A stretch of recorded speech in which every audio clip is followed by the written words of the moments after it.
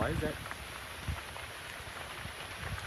And due to the winds that were prevailing in the day, they were carrying the fire itself up into the Hamakua side of the island, and was actually able to jump over the highway and transition into the scrub area below the forests that we have here.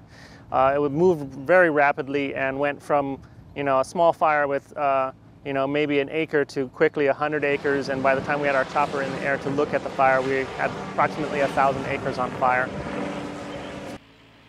We're starting to move into the dry season, and we've been having basically about 4 years of wet season. So we have a lot of brush that's built up over the last 4 years that has kind of been primed to be an issue this coming year. We're looking at, as far as our weather reports go, a particularly dry year, which could be an issue for fires on the Big Island and the rest of the state as well. About 99% of fires in Hawaii are caused by people. And most of those are by accident, so we have tips and tricks to help folks make sure that they're not the cause. Don't pull over on dry grass. Instead, wait for a gravel or a paved pullout. Don't use equipment that sparks on a dry day or in a windy area. Fire can only travel where there's fuel, so we suggest that people keep their grass cut short and their trees trimmed high, pick up leaf piles in and around the home, the yard, the community, even the rain gutters. Wherever wind can blow a leaf, it can blow an ember. And embers can fly up to a mile.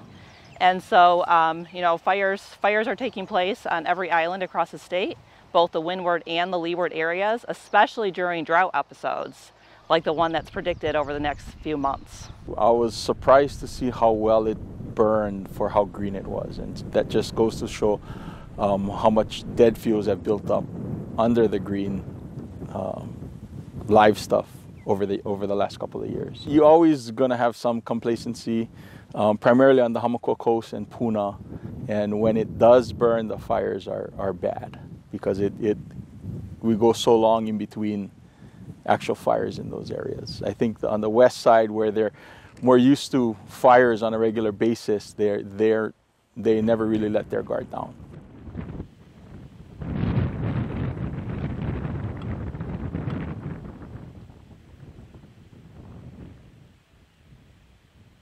Legislature over the last 5 or 6 years, appropriated a lot of money for us to get new water tenders, 2,000-gallon water tenders, as well as 4 new brush trucks as well, and allows us to respond a lot quicker to fires, where in the past we had to actually have tow trucks haul our old vehicles out to the fire because it took too long to drive them there, and half would break down on the way. We want our islands to be fire ready, fire prepared, and it's going to take all of us to get there. So please learn more about Wildfire and Drought Lookout and what you can do by visiting us at hawaiiwildfire.org.